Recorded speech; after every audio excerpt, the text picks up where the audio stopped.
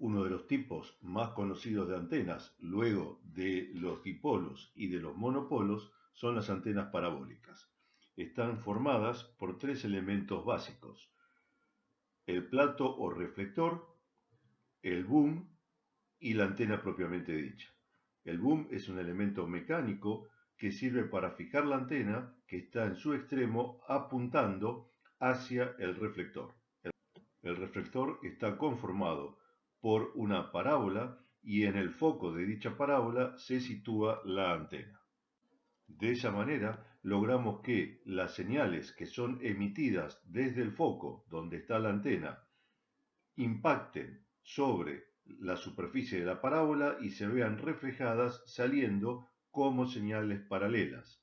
De igual manera, las señales que llegan a la antena se reflejan sobre la parábola y ese reflejo se concentra sobre el foco donde está ubicada la antena.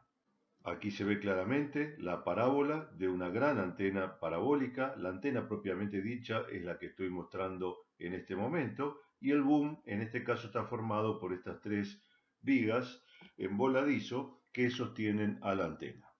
En este primer plano vemos parte de la parábola, el boom, pieza metálica que está sosteniendo a la antena, que es esta que está aquí, que está apuntando hacia la parábola ubicada en el foco de la misma, y también podemos ver el coaxil que alimenta a nuestra antena.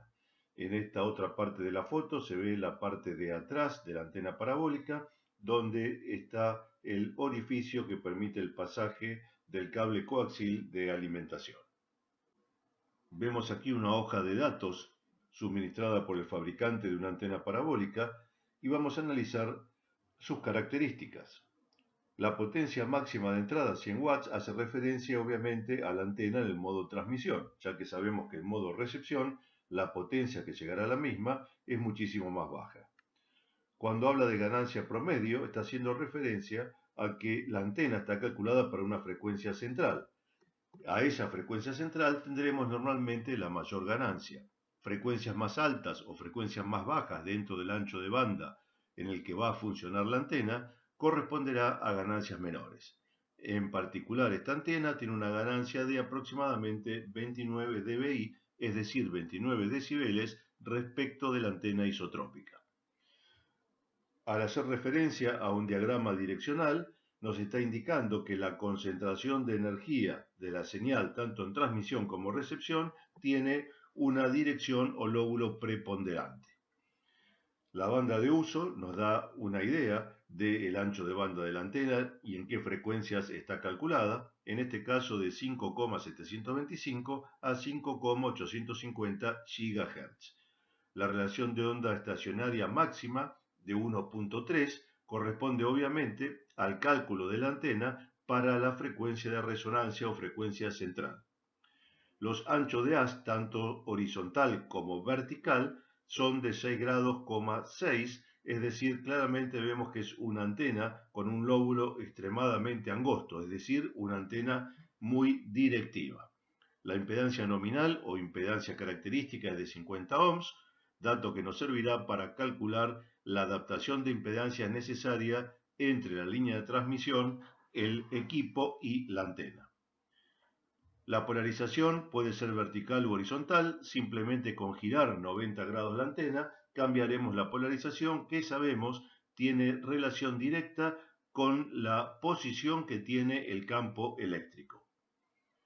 La relación front-back o frente-espalda mayor a 25 decibeles coincide con el concepto que estamos viendo, que es una antena altamente directiva, es decir, concentra mucho más energía hacia adelante que hacia atrás.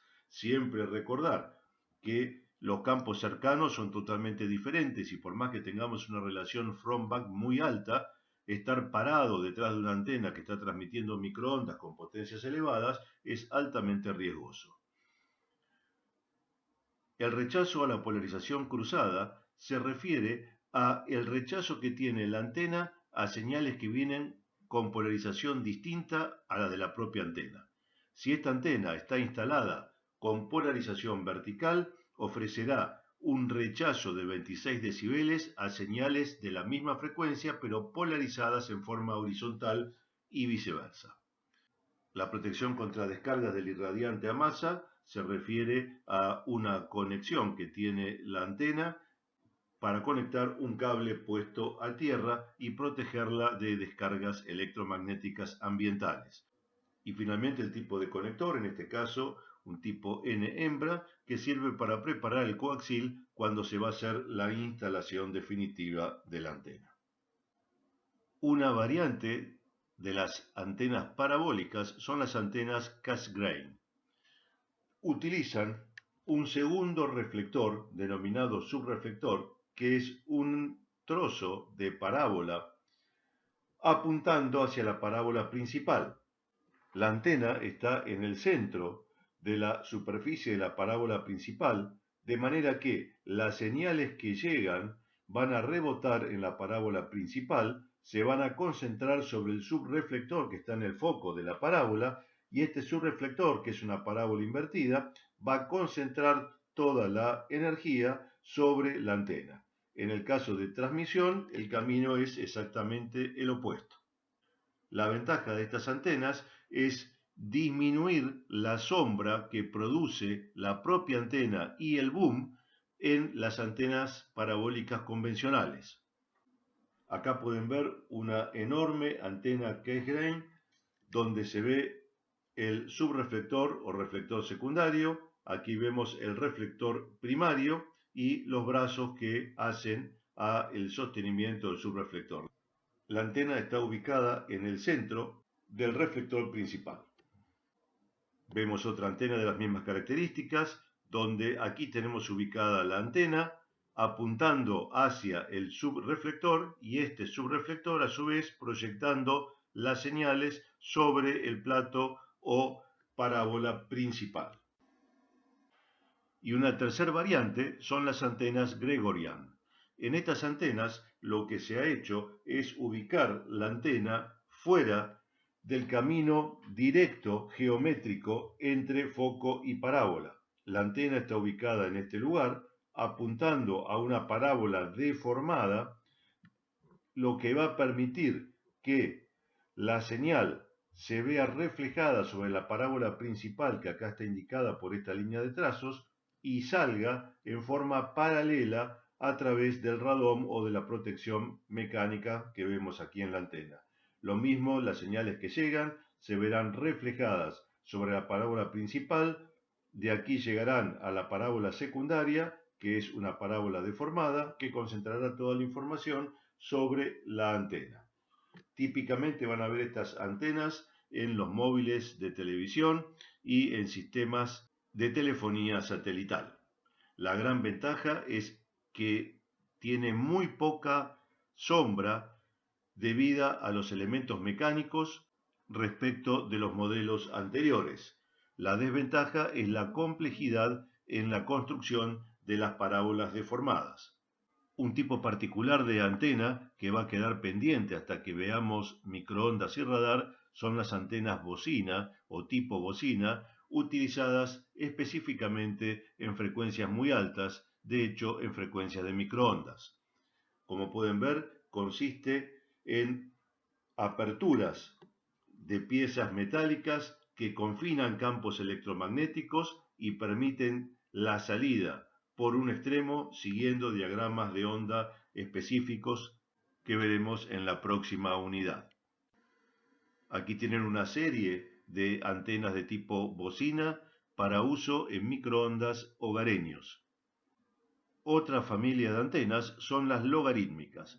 Las logarítmicas están formadas por una cantidad importante de dipolos, donde todos los dipolos están alimentados en forma de que se invierte la fase de dipolo a dipolo. Vemos aquí una antena logarítmica con los puntos de alimentación. Claramente es una línea balanceada. Si aquí llegamos con un coaxil, tendremos que poner un balún para pasar de línea desbalanceada a línea balanceada. Y vemos que está formada por una serie de dipolos, en este caso 5 dipolos, donde la alimentación de cada dipolo está invertida en fase con la siguiente y donde la dimensión física de los brazos de cada dipolo guarda una relación matemática logarítmica con el que le sigue. Lo que se hace en este tipo de antenas es calcular el tamaño físico de cada dipolo para que resuene a una frecuencia determinada. Obviamente, cuanto más corto es el dipolo, mayor es la frecuencia, y cuanto más largo es el dipolo, menor es la frecuencia resonante. De esta manera, esta antena podrá funcionar correctamente para 5 frecuencias distintas, ya que cada par de dipolos está cortado, está calculado a una frecuencia resonante diferente. El hecho de invertir las fases sirve para que las señales inducidas o transmitidas por uno de los dipolos no modifique, se encuentre en contrafase con lo que ocurre en el siguiente dipolo. Eso evita o disminuye las interferencias entre las señales que se inducen o que llegan a cada uno de los dipolos. Vemos en esta foto otra antena logarítmica con 12 pares de dipolos, es decir, está calculada para 12 frecuencias de resonancia diferentes. Como siempre, si la alimentación se hace con un coaxil, antes de alimentar la antena, estará instalado un balún para pasar de la línea desbalanceada del coaxil a la línea balanceada de los dipolos.